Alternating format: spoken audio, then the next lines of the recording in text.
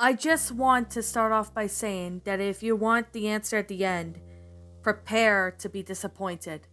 There aren't just one. I was an intern in Nickelodeon Studios for a year in 2005 for my degree in animation. It wasn't paid, of course, most internships are not, but it did have some perks beyond the education. To adults, it may not seem like a big one, but most kids at the time would shit themselves over it. Now, since I work directly with the editors and animators, I got to view a few new episodes days before they aired. I'll get right to it without giving too many unnecessary details. They had very recently made the SpongeBob movie, and the entire staff was somewhat snapped of creativity, so it took them longer to start up the season. But the delay lasted longer more than upsetting reasons, and there was a problem with the series 4 premiere that set everyone and everything back for several months. Me and two other interns were in the editing room, along with the lead animators and sound editors for the final cut. We received a copy that was supposed to be Fear of a Krabby Patty, and gathered around to the screen to watch. Now, given that this isn't the final animators often mock title card, sort of an inside joke for us. With phony, oftentimes with few titles such as How Something Doesn't Work instead of Rockabye Bilive, when SpongeBob and Patrick adopt a sea scallop. Nothing is particularly funny, but work-related chuckles. So when we saw the title card Squidward's Not Alive Anymore, we didn't think more than just a morbid joke. One of the interns did a small throat laugh at it. The happy-go-lucky music plays as normal. The story begins with Squidward practicing his clarinet, hitting a few sour notes as normal. We hear SpongeBob laughing outside, and Squidward stops to yelling at him to keep it down, as he has a concert that night and needs to practice. SpongeBob says okay and goes to see Sandy with Patrick. The Bubble Splash screen then comes up, and we see the ending of Squidward's concert. This is when things begin to seem off. While playing, a few frames repeat themselves, but the sound at this point gets to the point where it's synced up with the animation. So yes, that is not common. But when he stops playing, the sound finishes as if the skips never happened. There is a slight murmuring of the crowd before they begin to boo at him. Not normal cartoon booing that is common in the show, but you could very clearly hear the malice in it. Squidward's in his full frame and is visibly afraid. The shot goes to the crowd, with SpongeBob in the center frame, and where he is too is booing, very much unlike of him. This isn't the oddest thing though. What is odd is that everyone had hyperrealistic eyes, very detailed. Clearly not shots like normal people's eyes, but something a bit more real than CGI. The pupils were red. Some of us looked at each other, obviously confused, but since we weren't the writers, we didn't answer this to appeal to children yet. The shot goes to Squidward sitting on the edge of his bed, looking very forlorn. The view of his porthole window of the night sky, so it isn't very long after the concert. The unsettling part is at this point when there's no sound. Literally no sound, not even the feedback from the speakers in the room, as if the speakers were turned off. Although the status shows that it was working perfectly. He just sat there, blinking, in this silence for a last of about 30 seconds. Then he started to sob softly. He put his hands or tentacles over his eyes and cried quietly for a full minute more. All the while the sound in the background was slowly growing from nothing to barely audible. It sounded like a slight breeze throughout a forest. The screen then slowly begins to zoom in on his face. By slow, what I mean is noticeable, as if you look at the shots 10 seconds apart side by side. The sobbing gets louder and more full of hurt and anger. The scene then twitches a bit, as if it twists on its own self. For a split second, and then it goes back to normal. The wind through the trees sound gets slowly louder by more severe, as if a storm was brewing anywhere. The eerie part was the sound, and Squidward's sobbing sounded real, as if the sound wasn't coming from the speakers, but as if the speakers where the holes of the sound was coming from through the other side. As good a sound as the studio likes to have, they don't purchase the equipment to be that good of a produced of that sound quality.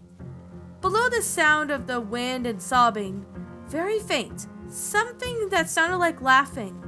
It became an odd interval that has never lasted more than a second, so you had a hard time pinning it. We watched this show at least twice, so pardon if things sound too specific, but I have had the time to think about them. After 30 seconds, the screen then blurred and twitched violently, and something flashed over the screen out of a single frame was replaced. The lead animation editor paused for a rewound frame by frame, and what we saw was horrible. It was a still photo of a dead child. He could have been no more than 6. His face was bloodied, one eye was dangling over, and his organs were, entrails were lying beside him and cut open. He was lying on some pavement that was possibly a road. The most upsetting part was that there was a shadow of a photographer. There was no crime tape, no evidence tags, no markers, and the angle was completely off for a shot designed to be the evidence. It would have seemed to be the photographer of the person was responsible for the child's death. We, of course, were mortified, but pressed on, hoping that it was just a sick joke. The screen then flipped back to Squidward still sobbing, louder than before, and half in body frame. There was now what appeared to be blood running down his face from his eyes. The blood was also done in hyperrealistic style, looking as if you touch and you get blood on your fingers. The wind sounded low, as if it were a gale blowing through the forest, as if there were snapping sounds of branches. The laughing, a deep monotone, lasts longer than intervals, coming home more frequently. After about 20 seconds, the screen twisted again and it showed a single frame photo. The editor was reluctant to go back to where we all were, but he knew he had to. This time the photo was that of what appeared to be a little girl, no older than the first child. She was laying on her stomach, and there was a pool of blood next to her. Her left eye was also popped out, but of course the entrails were piled on top. The crew then cut along her back. Again, the body was on the street, and the photographer's shadow was visible, very similar to the size and shape to the first. I had to choke back some vomit, and one intern, the only female in the room, ran out. The show resumed. After about 5 seconds after this photo was played, Squidward went silent. As it did all the sound, it was like when the screen started. He put his tentacles down, and his eyes were now done in hyperrealism, like the others in the beginning of the episode. They were bleeding, bloodshot, and pulsating. He just stared off into the screen, as if watching the viewer. For about 10 minutes, or 10 seconds, he started sobbing. Not this time because covering his eyes, the sound of it was piercing and loud, and the most fear-inducing of it all was his sobbing, mixed with his screams. Tears and blood were dripping down his face at a heavy rate. The wind then came back, and so did the deep-voiced laughing. And all this time, the still photo lasted for a good 5 frames. The animator was able to stop it for the 4th and backed it up. This time it was a photo of a boy, about the same age. But this scene was different. Entrails were just being pulled out, and by a large wound by a large hand. Right eye popped out, dangling blood trickling down it. The animator proceeded, but it was hard to believe. But the next one was something we couldn't tell what it was. He went down on to the next same thing. He went back to the first and played quicker, and I lost it. I vomited on the floor. The animated sound and editors were gasping at the screen. The 5 frames were not as if they were 5 different photos. They played out as if they were the frames from a video. We saw the hand slowly lift out of the guts, and we saw the kid's eyes focused on it. We even saw 2 frames of the kid beginning to blink. The lead sound editor told us to stop, and he had called in the creator to see this. Mr. Hillenberg arrived within about 15 minutes. He was confused as to why he was called down here, so the editor can just continue the episode. Once the new frames were shown, all screaming, all sound again stopped.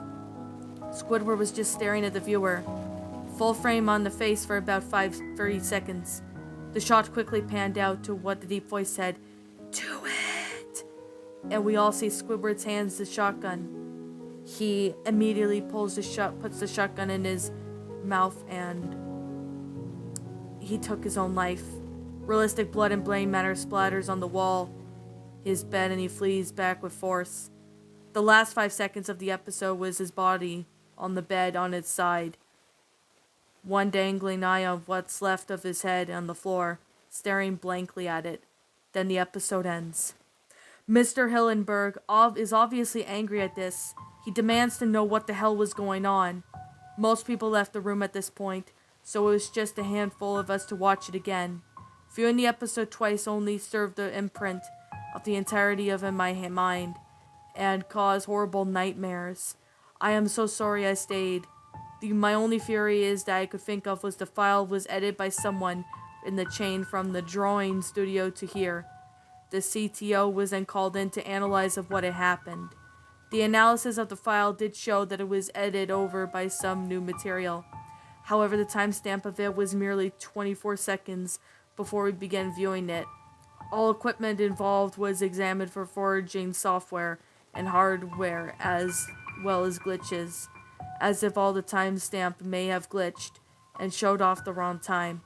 But everything checked out fine. We don't even know what happened to this day, and nobody does. There is an investigation due to the nature of the photos, but nothing became of it. No child scene was identified, and no clues were gathered from the data involved nor physical clues in the photos. I never believed in the unexplainable pneumonia before. But now, I have something that happened can't prove anything, but have beyond identical evidence. I think twice about things. And that, my little pretties, was Squidward's episode. A SpongeBob Lost episode creepypasta. My final thoughts of the story? Alright, I do know that a lot of people, actually narrated this story. I'm not gonna lie, this is a very popular, Lost episode creepypasta. I've watched a lot of narrations of this story, and a lot of people actually narrated this story. So, I decided to go ahead and, narrate this story because, yeah. To be completely and utterly honest, I cannot actually say the, actual, S word that is, after Squidward as well. I call it Squidward's episode because, yeah, most of you guys can get the idea what I mean by that. I can't really say the S word because mainly due to the fact that people, that YouTube can be ass hurt when it comes to, these sensitive topics. And yeah, I did have to censor a good chunk of some stuff because, yeah, I don't really care for this episode. It's a classic creepypasta, I'm not gonna lie. I've seen lots of people narrate this story. It's a classic for what this one is. But I'm gonna sit here and say this right now that this episode, I'm not a fan of these type of stories. While I could say that this is a classic creepypasta and it's one of the oldest creepypastas I've seen, but I could say right now that I'm not a fan of this type of story. I don't have anything against anybody that likes this story. If you like this story, that's fine. It's kind of an overrated story in my opinion. To put it bluntly, this story is not really my cup of tea. This story is not really my cup of tea. I'm sure the main reason is because it's an overrated creepypasta. And that's how honest I could put this out, is that to put it bluntly, it's a overrated creepypasta. I've seen plenty of narrations of this story, and the story, honestly, of its own self just seems to be, pretty overrated in my opinion. Now, I know Shadow Raider, did a re-narration about, almost a year ago on this story, and I do enjoy his narrations, not gonna lie. And this story, honestly, to be completely fair, I know Shadow Reader did not decide to include a review for the pasta because here's the thing: a lot of people have spoken their own thoughts of this story, which to those people who hold many of the people who do express this story, I'm gonna sit here and say this right now. Not only the fact that this is a classic story, I would have to say this story's not my cup of tea. I'm just saying that right now. That's just my opinion. Main reason is because it's overrated. That's all I can really say. Definitely have to sit here and say this right now that, it's a classic creepypasta, but it's overrated. It's one of the main reasons why I don't really care for this story. I mean, if you like this story, that's fine. I respect your opinion if you like this story. And yeah, this review is not going to be this review is not very that long anyway. Also, the sentence structuring, grammar, and all that is pretty good. I mean, I'm not going to lie, it's pretty readable in my opinion, but I'm not a fan of these type of stories. That's one of the reasons what I'm going to say about this story now. So, yeah, like I'm going to say right now, this is just simply my own personal opinion, and if you happen to disagree with me, that's fine too. We're all entitled to our own opinions in regards to these creepypastas. This is simply my own personal thoughts. My final rating of this story is I'm gonna give this one a 7 out of 10. Mainly a 7 out of 10 because it's a classic creepypasta for it being one.